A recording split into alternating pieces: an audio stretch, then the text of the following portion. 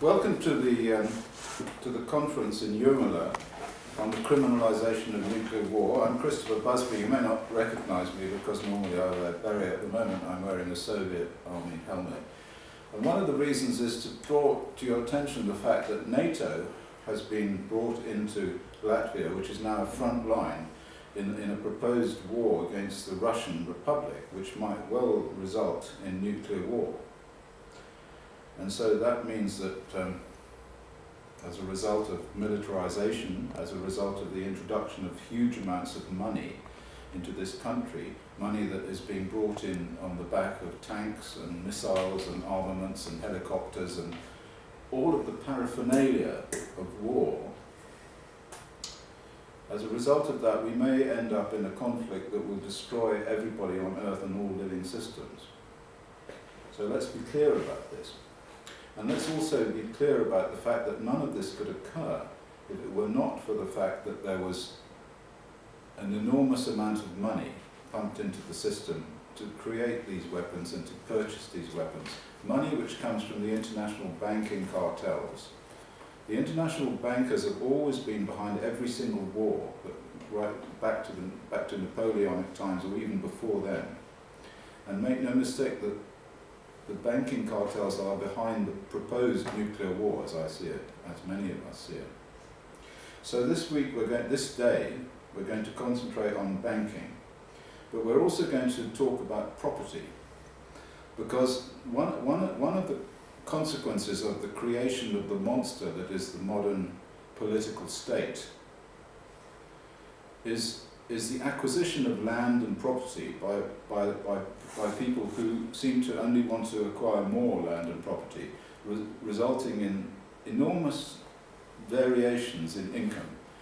People who are starving and people who are immensely rich and have so much land and property and cars and material and of course power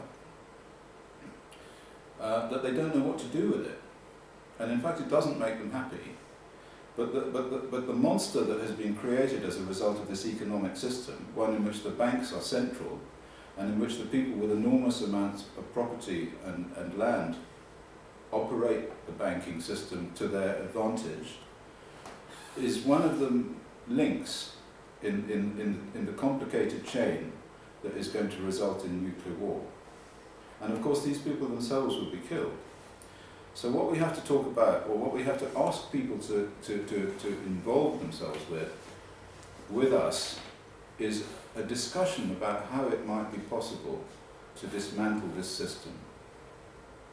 Now, long ago, in England, in 1649, some people who had no money decided to occupy the land and to dig it up, a man called Gerard Winstanley. And they were going to just take common land, or land that didn't belong to them, land that belonged to somebody else, and which wasn't being used, and just dig it up and grow crops for themselves and occupy the land. And this they did. And these people were called the diggers, and there was a song about them, which was written by Leon Rosselson, which is a very, very famous song, and which I recorded playing the nickel harper. So at the end of this, I can play you out with this song about how these people occupied the land and took it back to themselves. Because it seems to me that even a child at school would believe that the planet Earth is something that we all share in common, and that each one of us should receive the benefit from all of this land and ownership and the Earth and all of its treasures in proportion to the number of people who exist in the area. But of course this doesn't happen. What happens is that a few people own all of the land and everybody else is poor. So this is a message from the past in this song, which I hope you will listen to and think about. And perhaps even we could develop a system where we can do the same thing that the diggers did. So thank you very much for listening. And what about the atomic weapon? Sorry, what about the atomic? UK and United States. Oh yes, well I've been asked to say a few words about the beginning of the development of nuclear weapons.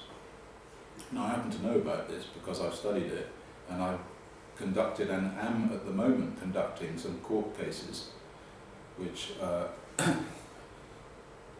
which are about soldiers who were involved in the nuclear testing in the British Army. So the British did a lot of atmospheric nuclear testing. They blew up all their bombs in an island in the Pacific called Christmas Island, a little island in the Pacific Ocean. And they also did nuclear testing in Australia. And an awful lot of the material associated with the court case that I've been doing, and another court case, a very big court case in the Royal Courts of Justice in London, which I was involved in, involves looking at secret material, because the government keeps a lot of this material secret and it won't allow anybody to look at it.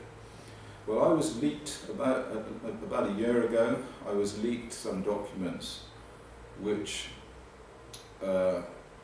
showed the composition of the uranium that was used in the British nuclear bombs. And in fact, you might not think that this was a secret, because I mean, this document was written a long time ago, and the bomb testing was done prior in 1957, from 1952 to 1957, very long time ago. So the question is, how could this possibly be a secret?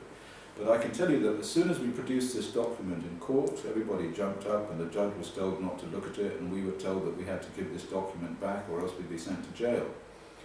And at the time I said, well, no, this is a public interest document and I'm not going to give it back, you have to send me to jail. And then I ran away to France, with the document. And actually I used the document to light the fire on the boat. But I was pursued by the Ministry of Defence, by MI5, by Men in Black. I was sent threats that said that I would be locked up, that the French police would arrest me on my boat and lock me up over Christmas. And all of my friends who had the document were visited by the Men in Black, they were forced to give this document back. And I'm not allowed to tell you what was in the document because they'll send me to jail.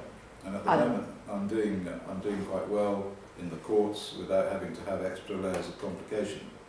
But I can tell you that the document had to do with ultimately the concern was to do with the interaction between the Americans and the British over the period of the nuclear weapons testing.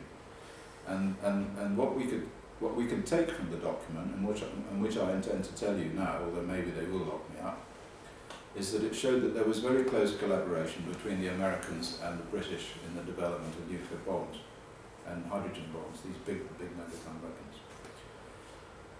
And that wasn't supposed to happen, so my feeling is that probably is the main reason why they wanted to get hold of this document and so forth, but I can't give you any real details about it, or at least I don't intend to. So there we are, this is what I was asked to talk about. I mean, the moral of that story is this, that there are systems behind the systems that you see. And so the operation of the development of nuclear weapons and the use of nuclear weapons is shrouded in massive secrecy, just as the operation of nuclear power stations and nuclear energy and nuclear propulsion on submarines and all of these things are shrouded in massive secrecy. And this is wrong. This is wrong because as members of countries, we should be politically represented by our governments, and we should not be kept in the dark about the sorts of things that they do. It should all be open and free, this knowledge. We should know why it is that these governments are doing what they do. And it's morally wrong, and if you like, it's, in my mind, it's a contravention of human rights to have governments that represent us conducting operations which might result in our death, and certainly does result in our ill health and increases in cancer rates and so forth, without our permission.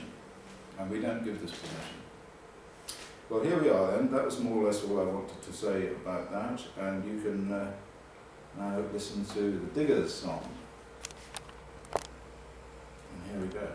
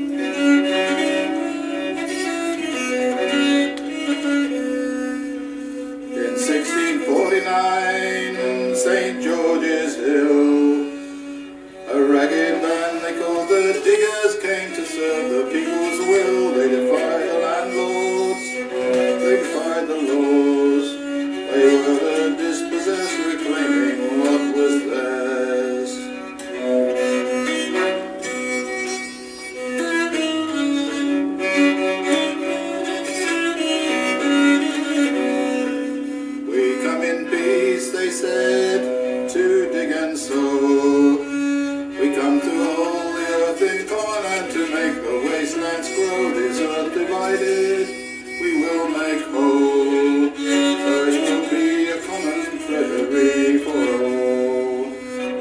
The sin of property we do disdain. No one has any right to buy and sell the earth for private gain. By theft and murder they stole the land. Now everywhere the walls stand up at their command.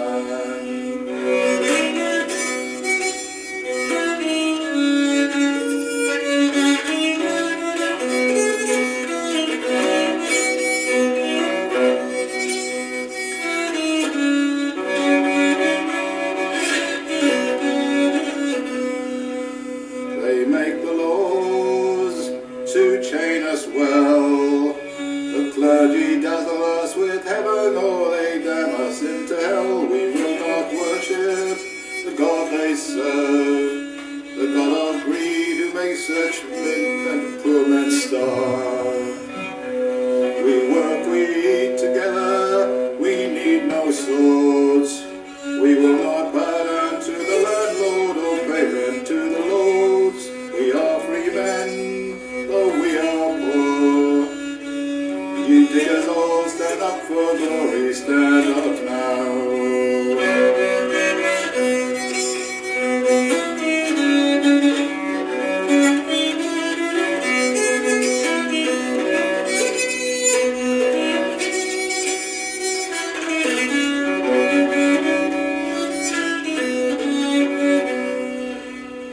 The men of property, the orders came.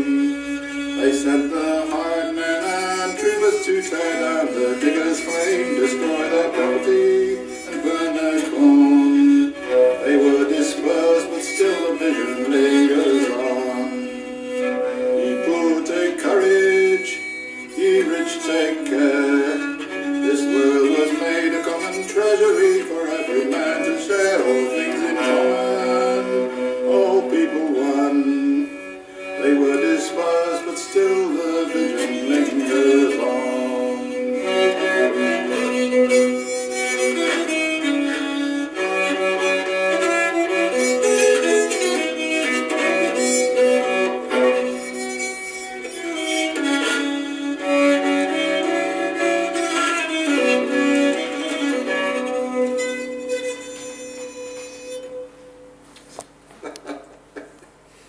It's so beautiful. So beautiful, Chris. Thanks so much. Could you please switch to the video then? Okay. It brings one to tears. So beautiful. This nickel harper is singing for us. And I would like to encourage our listeners just to play all sorts of instruments. Even if you can't, just get them and start playing them. And that's what Christopher Busby does. He just buys all sorts of instruments and he plays them, and he has never taken any school. And I just wanted to encourage you too. That's very resourceful for the development of all sorts of dimensions of soul. So in music we thrive.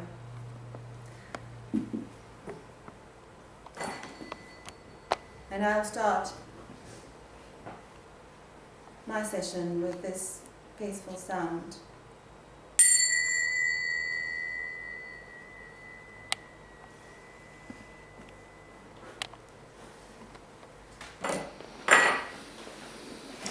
So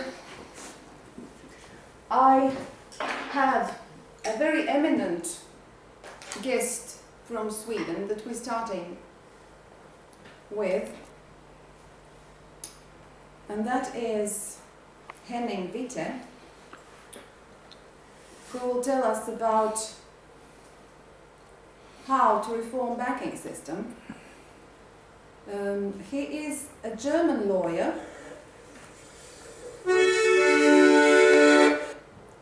and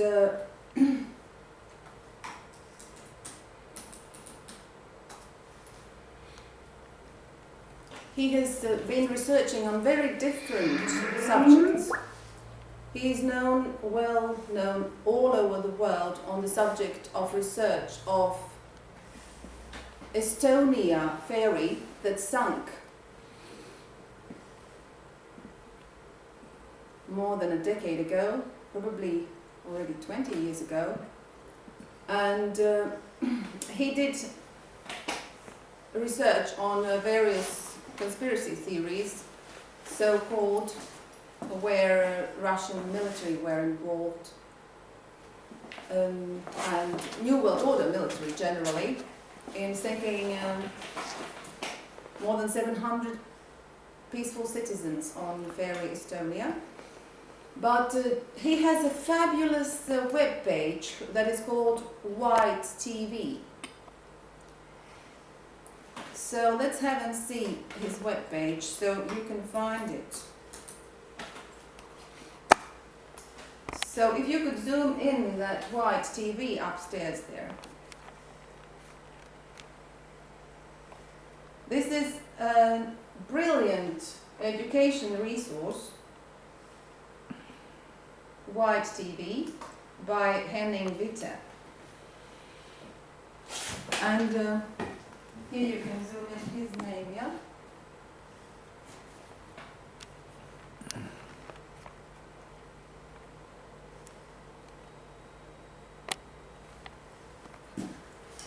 And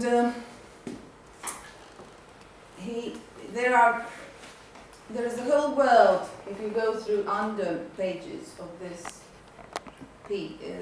page, and circles of videos. My favorite is Financial Crisis, Way Out. A lot of it in Swedish, but here you can see in English too. No, this side is in English. White School of Economics. He has really researched the field, as he is a brilliant researcher, and gives you crucial issue topics here, as well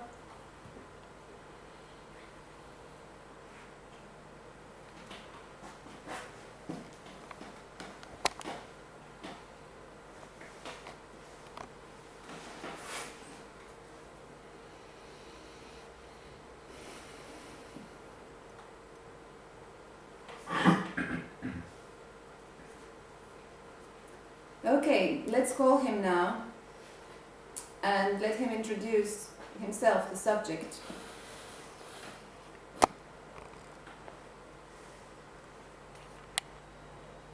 Don't show my Skype to them.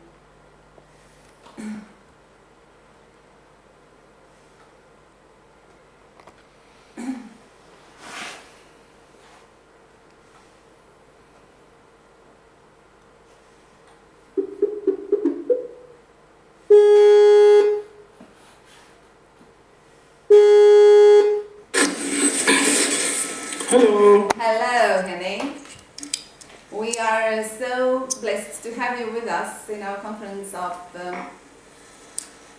systems of nuclear war criminalization. And I would like to introduce you to the subject so you can understand what we're doing here. We have been working here for 2 days already, going through the matrix of these systems and having some international talkers from Belarus and UK. And today we are digging into the system of financial base for nuclear war. And of course everything is sort of embedded in the financial system of the planet right now.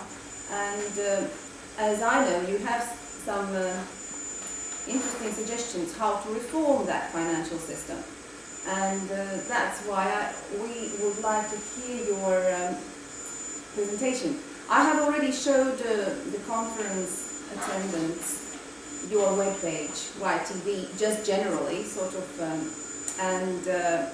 but I would like you to maybe bring us further. Yes. Well, I started YTV actually because I wanted to promote my thoughts about the banking reform. It is very interesting that it is very interesting that the whole world is having the same devilish banking system. There is not one country having a better system. That is an indication that there is one central force in power, and that is the banks, the international banks, especially those in Wall Street. And the negative parts of the banking system of today is that every money which is issued, would it be coins and cash, or would it, which is only about 4% or 5% of the money from today. So it's not so important. The huge majority of the money is digital money. And the digital money is in all countries of the world produced by private banks mainly, and not from the central banks, as people should imagine. Because when it comes to cash, it is the central banks having the monopoly to do it. But so is not the case with the majority of the money, which is digital money, only living in our computers. And the problem there is that today every single money which is created, would it be US dollar, Canadian dollar, or Latvian lat, which they left, unfortunately they should have stayed in the Latvia, or the euro, whatever currency you take in China, the same shit in Russia, everything is born in form of a credit.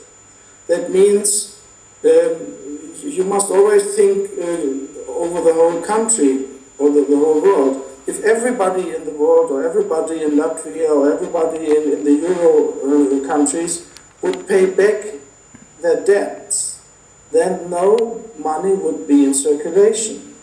Already this shows how sick the system is. Yeah, it's quite fraud. Yes, and in former times, when we had the gold standard, the money was backed up with gold. Today it is backed up with debt. Only debt and nothing else. And the horrible thing here is that the banks give you a loan, but they not only want back the loan, the money for the loan, but they want back interest as well. And the money for the interest is never created. When you pay interest, you never think in those terms. You earn some money and you pay the interest every month to your bank. But you never realize that you take the money which is for repaying the loan itself to pay the interest, because the interest was never created. The banks create only loans, the loan amount, but not the amount for the interest. This is like the game with the musical chairs. The chair for the interest is not there. Everybody has to compete in the society all over the world about an amount of money which is too small. Nobody, if you take all, is able to pay back all the loans and the interest, because the interest is not created. And this creates a constant scarcity of money in all the societies. And this makes that in all societies, by mathematical reasons, somebody has to go bankruptcy, has to fail. And that is a very built into the system, yeah.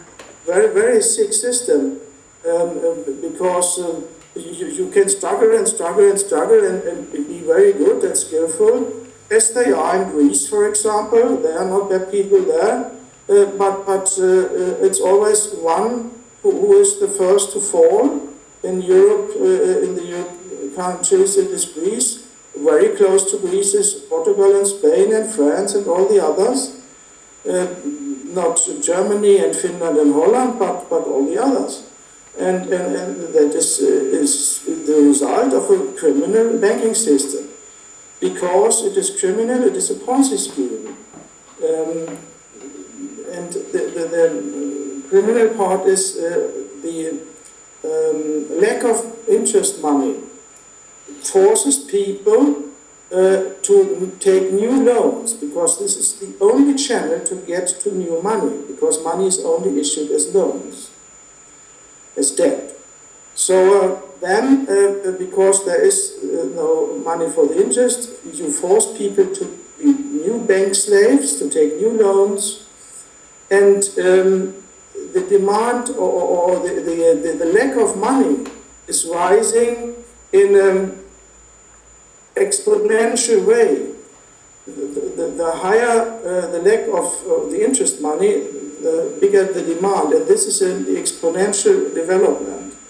And all exponential developments need to crash and are not healthy. In the atomic branch where you discuss, an atom bomb has an exponential development. The cancer in the body has exponential development. This is not natural, and this must crash and go down, and therefore we have always those big financial crashes in several years. Globally seen, it is between 70 and 80 years. The last huge crash was the first huge crash after the gold standard was 29, 30, 31, 32.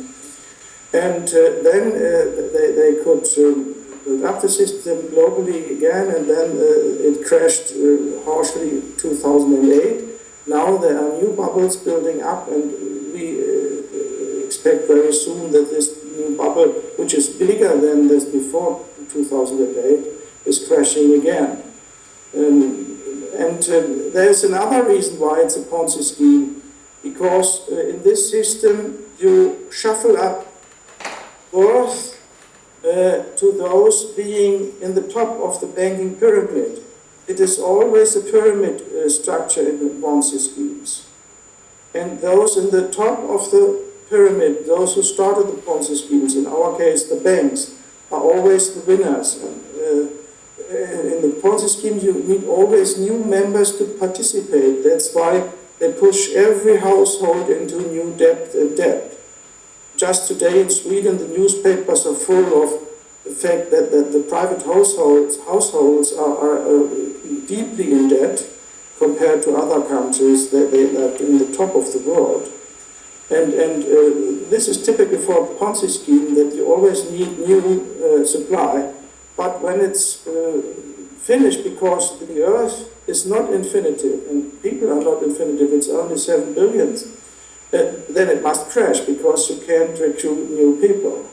And what I found very important in your theoretical analysis of the situation was the mentioning of expropriation of resources by banking. Yes, cartels. because in reality, those being in power, they are not interested in money. They are interested in wealth, in things, in gold, in land, in mines where they can take uranium and things like that. Uranium, yeah. Yes. And there I figured out it's almost 8 different secret means how the banking system is picking money from you, expropriating you.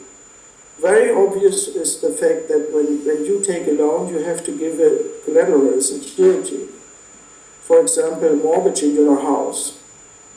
When you fail to pay the mortgage, then the bank is taking the house. When you got the mortgage, the loan for the house, the bank didn't work for it. The bank only printed it in the computer screen, some figures, that's the money you shall have, and then you can buy the house. But when it fails, the bank gets the house. This is the real value, and you got only fake value. There you see how they suck in real value into the system and expropriate you. And then it is in this system that this is always made more money because it is so easy to make money for the banks. They just print it in their computer. There is more money created than people work, and therefore you have the inflation. And the inflation is eating up your accounts, your savings. And this is also a kind of taking money from you to the system. Yeah. And then the third level is that the states take loans by private banks, which is totally crazy. The state should take a loan, if any, by central banks, their own central bank. And then the interest is paid to the community, not to private banks. That is the systemically criminal part of it, isn't it? It's one of them. Yeah, and that is where we can do reform. Yeah, I will come to the reform. Great. So this is one of them, because if you look to the United States, there is one country in the United States which is not writing red figures, which is not in debt so much, and which is very well developed. This is North Dakota. Sorry, I couldn't hear it.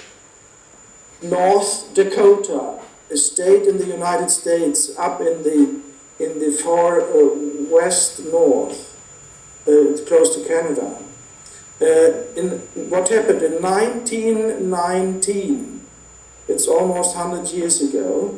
Swedish settlers founded the Bank of North Dakota, a state-owned bank, and this state-owned bank always issued money to the state of North Dakota and gave very good loans to the population, to the farmers and so on. And the interest being paid is coming into the state and poured out to the people again. And therefore this state is developing very well. And all the other states in the United States don't have this system, and their bankruptcy principle, like Chicago, Detroit, those parts there, Michigan, and California principally also. And now there is a discussion in the United States to make it like North Dakota. Latvia should do the same, like North Dakota. Have a state-owned bank issuing the credits for the state, so that the state is not forced to take loans from private banks, and then the state is forced to rise taxes more, because the interest must be paid with the taxes. And with this tool of the taxes, you also take money from the people, and nobody thinks about it, that this is not necessary. Yeah. And then the fourth level is that in every product you buy, at least 30% of the cost is interest.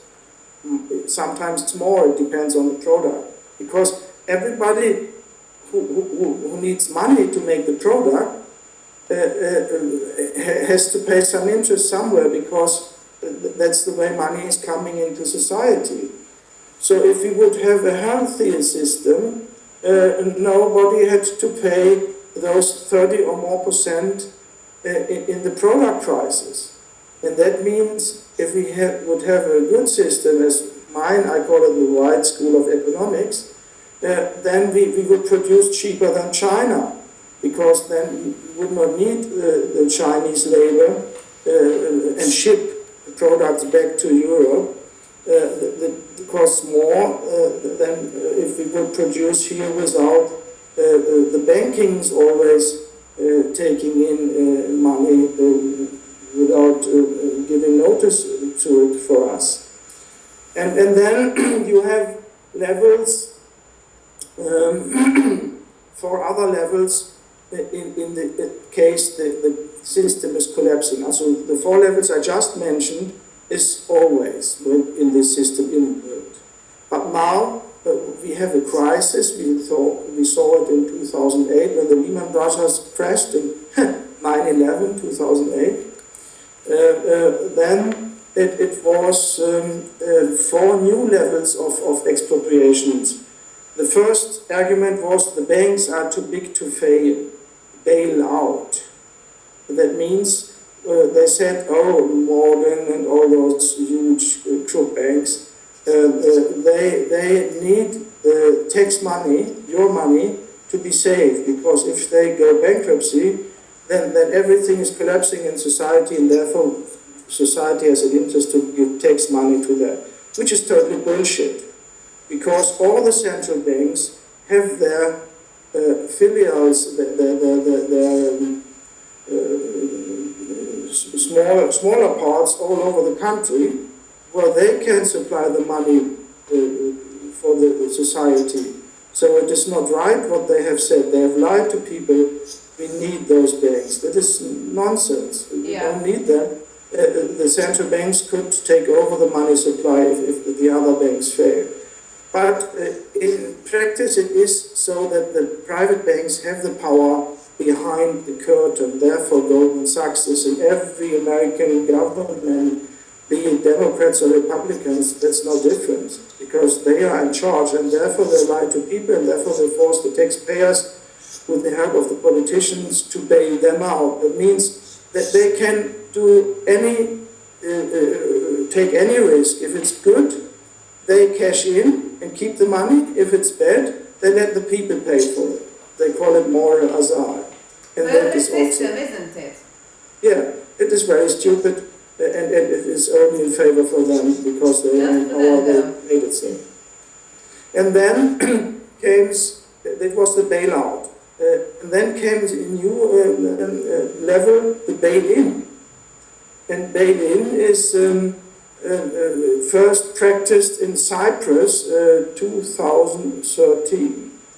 There they said, oh, we have a huge banking crisis, and the thought was, a lot of Russians have deposited their money there, we want that. And then they said, yes, we have to save the banks, we make a bail-in, we must force all the customers of the bank to pay to save the banks. So they forced, overnight, I think it was about 55% of every bank account was confiscated to this bank to save them.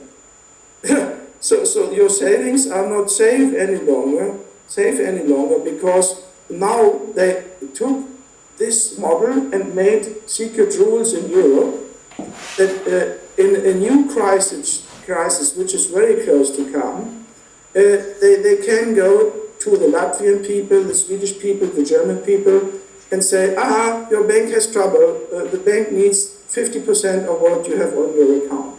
In Cyprus this was horrible. Even the companies which just got in money in their accounts to pay the payments for the workers, for the labor, they got confiscated more than 50%. They couldn't pay out the payments, the monthly payments for the keeping your money with the robbers, yeah? Yeah. So this is bail out and bail in, which is coming when the crisis is there. And then there are two additional levels. This is, you say, in reference to a country, it is too big to fail. You can't let it go down.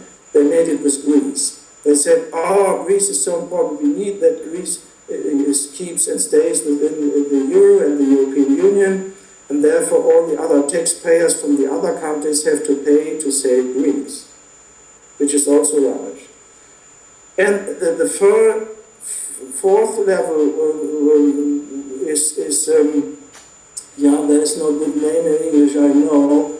It's a money reform. Germany had that 3 times in the last century. After World War I, the financial system in Germany collapsed because the Wall Street made naked short sellings on the Reichsmark. So this huge inflation which Germany had after World War I was not triggered so much by war debts or things like that, but it was triggered deliberately by Wall Street with naked short selling, which should be forbidden. In Europe they started to forbid it. Angela Merkel from Germany took that up some years ago, but in the United States it is still allowed. It is a very criminal tool, this naked short selling.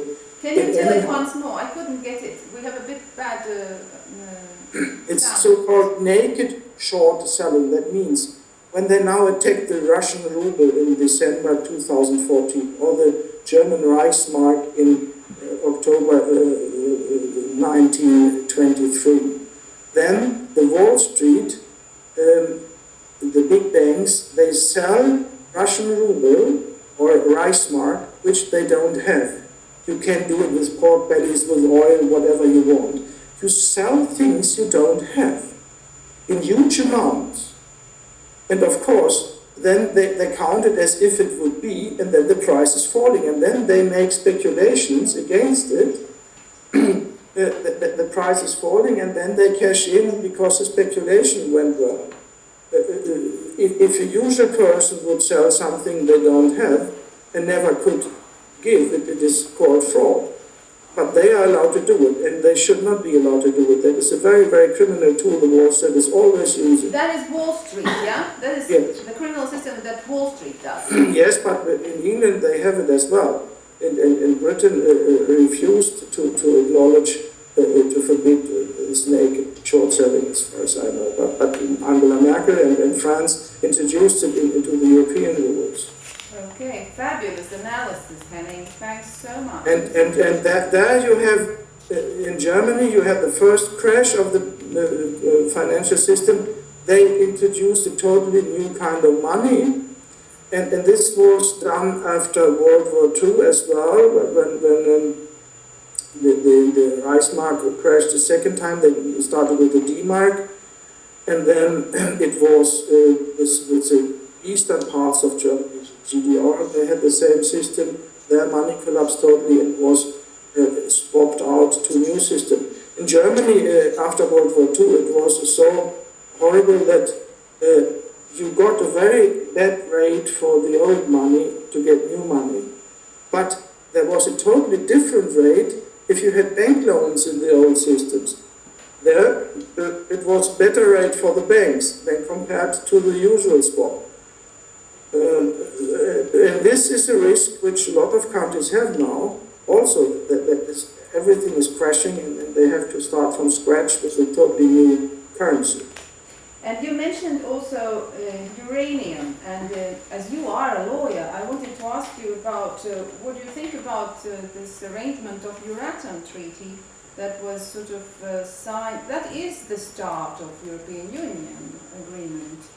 Yes. Because it was signed before European Union, sort of 5 years after, exactly 5 years after the so-called winning of Second World War on the 9th of May 1950, they signed Euratom. Yes. And through which they achieved the rights to all the uranium in the countries that are in that treaty. Yes. All those treaties are based on Nazis. The Nazis under Hitler already had plans for that. The whole European Communion has Nazi rules. But this is not the topic just now. I would prefer... It sort of is. It sort of is. Yeah, it is. Because tomorrow we will be having the day when we will discuss the law and how to criminalize. And to criminalize, you need to know the law, yeah? Yes. And but now you we are are a brilliant lawyer, that's why. But now we are shifting the topic. Yeah, okay. We can take that later on. Yeah. Because I just pointed out the flaws in the system. Okay. And now it is important to say how do we make it better. Yeah.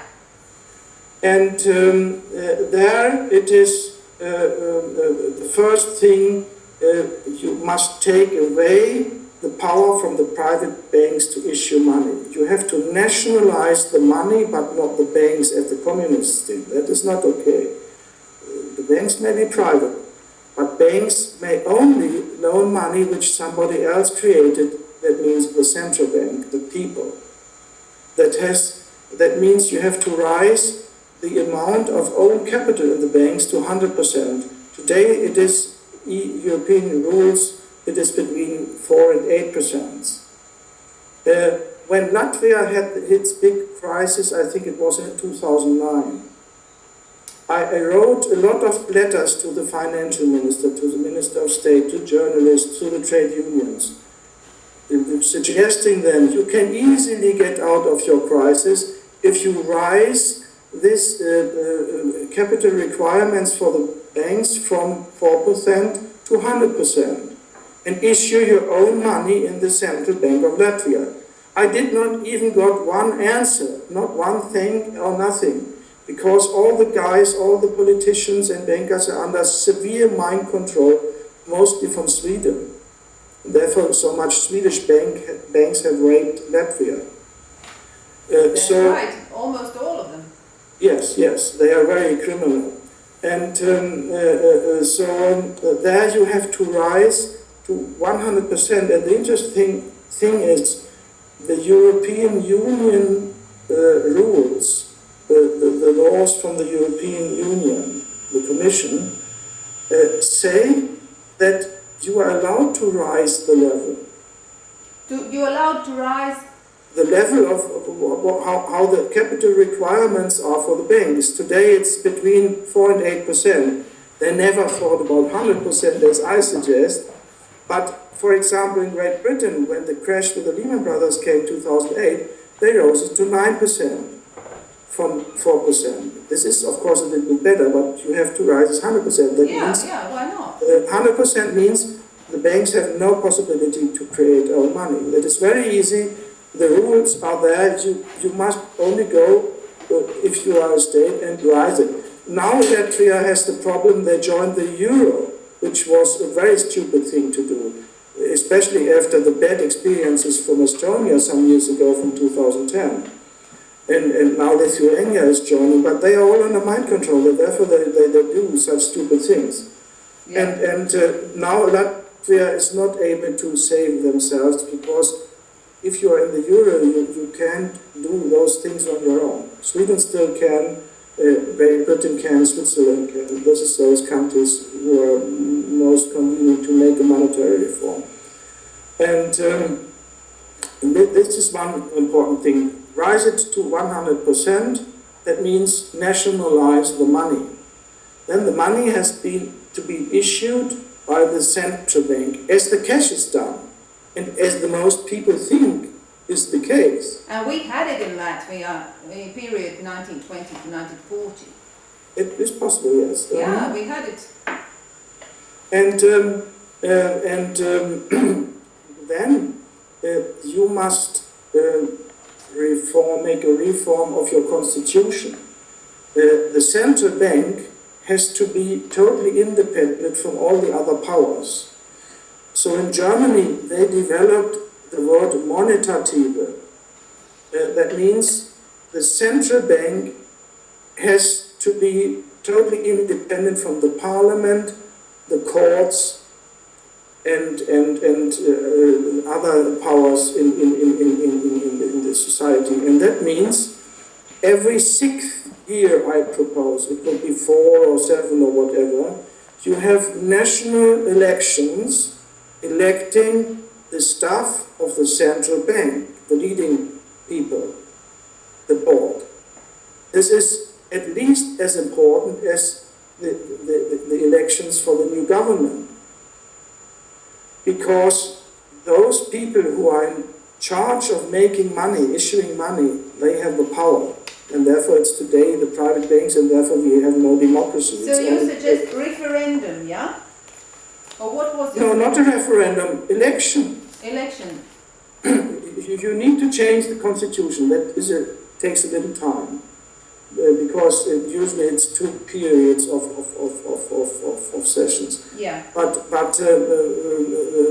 then when you have changed the constitution, the central bank, it's an own pillar, power pillar, not dependent on the government, the parliament, or the courts. It is something new, a 4th dimension in the constitution, the 4th pillar. And there the people vote who is leading it, who is in charge. Because then the central bank says, okay, we issue a certain amount of money for Latvia or for this country, we are just central bank for, and then the politicians have to decide how they spend it, as it is today. So there is a huge difference when you have the new system. And then the next question is, how much money shall the central bank issue? If they issue too much money, you have inflation, as we have today, because the private banks don't bother what the interest of the society is. They only look to their own interest. And therefore they produce too much money because they earn money by making it out of nothing and taking interest for it. So either you make too much money, then you have the inflation, or you make not enough money, as we had in the gold standard before. It is the huge disadvantage of the gold standard. The gold standard is better than what we have now, but not good. There you have deflation problems. That means you have not enough money compared to what people are working or willing to earn. So how much money shall the central bank issue? And there I come with a new idea, nobody had it before me in the world. You shall back up the money not with gold, as in former time, not with debt, as nowadays, but with the labor, with the working force. Because for me, money is the counterpart of labor. Money is given for people who haven't done labor. And money is not a commodity or something like that. Money is a special dimension, paying for labor. And therefore it is so sick in our system. Every labor payment, every wage you get is a loan. So principally you are not supposed to keep it because the loan has to be paid back. That is very sick. When you pay, when you work and get payment, there should be no force to take the money away from you. You should keep it. Yeah. And therefore the central bank shall back up the money with the labor. That means they only issue as much money as there is work, as people are willing to work. There are various theories in that direction, though. No. But it's great that you grab it properly. And I haven't found any theories in that. They are sometimes close to, but nobody really postulated it in that way. And nobody gave this definition of money, that it is a counterpart or counter, I don't know the special English word for it, for money. It is equivalence, yes, no, it's prestation. Nevertheless, yeah, anyway, that has to be done. There are very good solutions how to get out of this trap in that area. And this is easy to do because you can go by the rules which are now. You only have to change the constitution, that you have the central bank independent from all the other powers, which is not the way today, and the people elect the board of the central bank. Yeah. And then the central bank is looking at how much work is done or wants to be done. Then we will supply the money for that. That means you will never have a lack of money in this society, and you will never have unemployment in this society. Because as quick as somebody wants to work, and it's not a nonsense, of course, then the society supplies the money for them. So in future times, there's not a lack of money, but a lack of skilled workers. Yeah. Okay. And no unemployment. So it's nationalize money, reform constitution, create the fourth pillar. Is there anything more you suggest in the reform? Yeah, and rise, yes, nationalizing money. That is mean rising the capital requirements for banks up to 100%. Yeah. And principally that's it. It is that's that it, easy. yeah. Yeah. It's a great reform, really. Yeah. And actually it's not that complicated. It's just some issues that have to be. And in the transition time, if you now change the system from now to the future, you have to build in a mechanism that the banks have to give back what they robbed from the people. And this is very elegantly done by the following thing. About 95% of the bank's loan is created by themselves. There's nothing from the central bank or things like that. There they cheated the people. And therefore, every bank must be obliged to loan this money they cheated from the central bank. It is easy to done, it's only a computer transaction. So suddenly the banks are in debt to the central bank and have to pay interest on it. And by that, you put value back from the banking system to the central bank, to the people. You must not rise too much that they go bankruptcy, that's not necessary, but a little bit, that they have to give back what they robbed from the people. And then some politicians and some bankers, being very rich, like the Wallenbergs in Sweden and so on, they have to be expropriated. They have so much power behind the curtain, there you need to take all the money away from them and give it to the people. But the mechanism you suggest is to give it back to the central banks, yeah? Yeah, because that are elected by the people. Yes, the money which they invented without any law allowing to do that. There's no law in any country which says, yes, the private banks are allowed to do it. They just took that. Yeah, yeah. And therefore, this money they cheated the people with, where were no capital requirement behind, they have to loan that from the central bank and pay interest on it. And this interest is giving back money from the bankings to the central bank to the people. Very interesting mechanism, really. This was. Yeah. It's easy to do. I haven't heard about this one before. This is very. It's also my invention, and those 8 levels of expropriation nobody talks about either. This is fabulous, Henning. We are so lucky you are an And it is asset very for interesting. humanity. Very interesting. On the 31st of March this year, 2015, in Iceland, little Iceland, there was one politician came in with a suggestion, being very close to what I suggested. In Iceland, they orientated to the American research, to Bill Still, Alan Hodgson Brown, a lawyer in California, and Stephen Salenga, a very good guy who was a broker, stockbroker in Zurich in Switzerland, which is now in America. He has the American Monetary Institute. And they have similar thoughts like me, but I'm the first really making a total complete building of it. Therefore I call it the White School of Economics. Yeah. And in Iceland now, it is the first time in the world that a politician, a parliament, got a suggestion which is really healthy.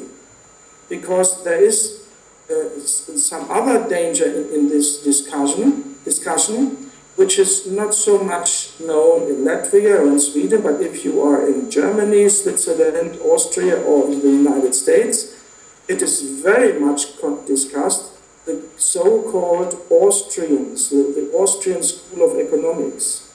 This is very old, it's from the last, from the 19th century, in the last years there. So it's more than 100 years old, the Austrian School of Economics. Ludwig von Mises and Hayek and those. And they say, oh, the money have to be privatized. No state has to interfere with money. There must be free competition about money. It is today, because there is competition between the dollar and the euro and so on, and the Chinese money and so on. Those guys basically propagate the gold standard. And they are built up by the banks already in the 19th century, that if this system crashes and fails, which of course must be by mathematical reasons we just discussed, then they have their reserve solution, the controlled opposition, the Austrian School of Economics. And then it is a little bit better, but not good, because if you reintroduce the gold standard, guess who is sitting on all the gold today? No, of course. It's the people in power already. Already, yeah. And then you would not shift the power, and therefore they don't. Don't listen to the Austrian School of Economics, that's a hoax. They are lying about a lot of things. Yeah. It's the banks behind, because they want to save their positions. Yeah. So the only thing is to nationalize money and to have general elections. Who is in the board of the central bank, which is the only part issuing money in the society. That means money is controlled by the people and not by private interests. Thanks so much, Henning, for a brilliant. And then I would like to return back to that uranium and Euratom connection that you elaborated on so brilliantly on this Second World War final turn into EU, yeah? Yeah. I don't know so much about exactly that treaty. It is one of 3 treaties which started. There was a coal treaty also for the mining of coal. That was a tool to build up the European dictatorship which we have now. The European Commission is not elected by the people. This Mr. Juncker, he is an alcoholic. When he was in Riga last week, in the 22nd of May, he was drunk. He slept people. Who is he? Jean-Claude Juncker. Yeah. He's the president of the European Commission, the most mightiest man in the European Union. Okay. From Luxembourg, a real crook. And he was chased because he was deeply involved in the stay-behind murders in Luxembourg in the 80s. But he survived, and he is drunk, he's an alcoholic. And when he received the European heads of state in Riga last week, it was Friday the 22nd of May. Yeah. Then he slapped people and Really? Yeah, you should look it on whitetv. I have films there. When the Orban came from Hungary, the Prime Minister, he said, "Oh, look, the dictator is coming," because he doesn't like that Hungary is in rebellion against the criminal crooks of the European Commission. So he was very, very peculiar in his behavior. And I can also only answer, if one of those two are a dictator, it is Jean-Claude Juncker, the head of European Commission, because he's not elected by the people. Viktor Orban in Hungary is elected by the people. That's a huge difference. Exactly. And that's exactly what they decided on the 9th May 1950. They decided that 12 years later they would create the European Commission, and so they did. Yeah. It's just unbelievable. And now they have all uranium in the whole of European Union belongs to these people who created Euratom. They sort of run it. Yeah, wasn't it some uranium stolen by George Soros in Kosovo, when that was the main reason why they made the Kosovo war in 1999? So I don't think that all uranium is controlled by the Europeans, which is in Europe. I think very interesting theory. Very Soros, they have their claims there. Yeah, but we have Soros as governor, sort of, here in Baltic states. The hidden governor. Anyway, I wanted to ask you really, so we are thinking how to criminalize these criminal structures, rather systems, because if we would like to criminalize the structures, then the people who are in them would oppose it because they would be personally affected and criminalized. That's why we are thinking of avoiding maybe that method and trying to criminalize the systems, the sort of social system kind, scientifically, and just forbid some sort of social systems to be allowed, criminalize the systems, and then people can start using the good ones. Well, I think that sounds more complicated. My suggestion would be introduce real democracy. We don't have democracy in any country. Yeah. Introduce real democracy. That means, and there you could criminalize, for example, if a politician or a journalist is lying, that should be criminalized. Or if they don't support information which they have, which is vital, that should be criminalized. There you could make it. But the main topic should be introduce real democracy. Yeah, exactly. But I was thinking, so if you have, like in method, so if he's lying, it is criminal. So what do? We wouldn't like to throw him into jail. We would just like to have some kind of, we would just like to have some kind of law that if he has lied, then he cannot be in that position ever anymore. Exactly. Instead of putting people into jails.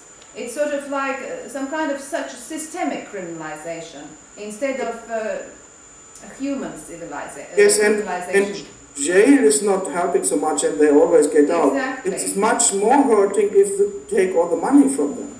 Yeah, yeah. Because usually if they are in those positions, they pick money to them in values, expropriate them. Yeah, It's much more effective than but jail. anyway, without sort of causing any deep suffering, because the divine living systems and people themselves have to always have basic conditions served.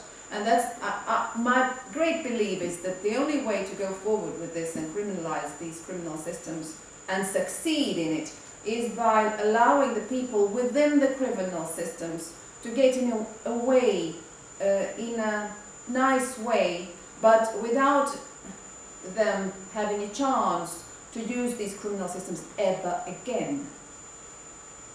Yeah, you should forbid them to be a politician again or be a journalist again, and I suggest if they already have done so yeah, I suggest for every newspaper or television station a point system. Every lie is giving 1 point. If they have more than 5 points, they are closed. Yeah. They lose And some rights kind to- of maybe 12-year period where they can be tried again if they have sort of relearned into decent behavior. But close them if they are lying. Human system without all this violence that is all around us. And because I think this violent criminalization is the reason why we don't have good systems, because they scare people all the time. They scare with all this bloodiness. Yeah, it's not only scaring. The main tool, as I pointed out earlier, why is the Latvian government so extremely stupid and joined the euro after all the bad experiences? Because they are under mind control. Mind control is an even mightier tool than the banking system, and nobody thinks about it. And it is so widespread. But I think they are also scared of being left without their corrupt salaries into the current common man's situation where people are starving, really starving here. This a little group of people controlled by this secret services in Sweden, for example, the Israeli Mossad, the same in Latvia, I would suppose. Now, they are in charge of the technology to remote control human bodies and minds. That means they are in charge of the technology to put a chip into a politician or to take the DNA, the blood from a politician, and beam them with special beams and control their brains. Theory, yeah. And this we must crack. As long as we haven't taken away the mind control tool, you can make every reform. It would never succeed, because if you have the people under mind control, they make and proceed to make stupid things. Yeah. So just to finalize this fabulous presentation, I would like to ask still on the European level. Do you have any ideas, because you work in Germany as well, and how could we get out of this European trap? It is a huge monster, sort of. Yeah, basically the European thought is something very positive. Europe is split up in very small countries. If you compare to Brazil, to India, to Russia, to China, and so on, we can't stand internationally and compete if we would not unite. But we should unite in a democratic way. And that means we should give the power to the European Parliament, which every parliament in the European countries have, principally. And not as today, that it is not the Parliament, but the Commission being in charge of everything. That is totally crazy. So take the power from the Commission and give it to the Parliament.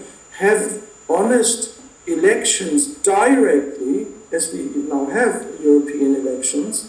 And those elections, real media that is sort of controlled by the people. Yes, exactly. The media need to be reformed also, and mind control and so on. But basically, introduce democracy into the European Union, and then it will work much better and people will accept it. And then only put the main topics which are vital for the Europeans in total to be ruled by the European Parliament, not as today that every tomato, how they shall look like, is governed by the European Commission. That is stupid. Have as much decisions on the local level, and only the real important issues which need to be agreed on the European level, those ought to be ruled from the European part. And then I can tell you what we're doing here in Latvia, because this I haven't had a chance to elaborate on. And just previous week, we in Latvian society, in the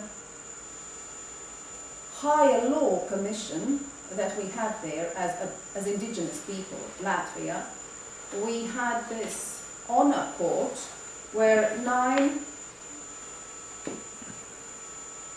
honorable judges of indigenous people decided that we will be taking our own decisions, and we took decisions and left them into Parliament, and it is called a declaration of taking back the life space of indigenous people of Latvia.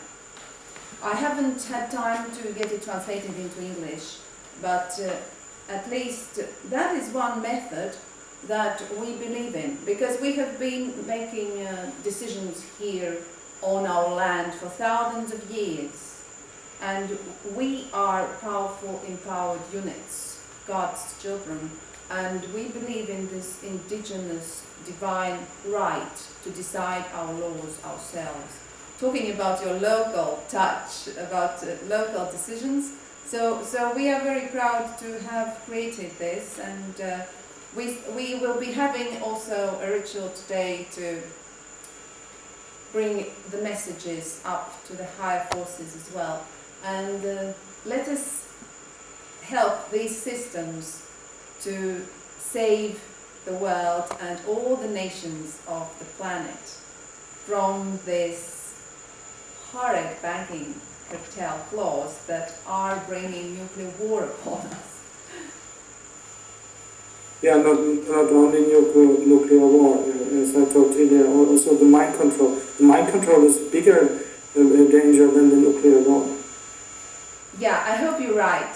And thanks so much, Henning, that you were with us. And you are fabulous, and all the powers with you in your great work. Thank you. Thank you. Bye. Bye. Okay. That was Henning Witte. So, nevertheless,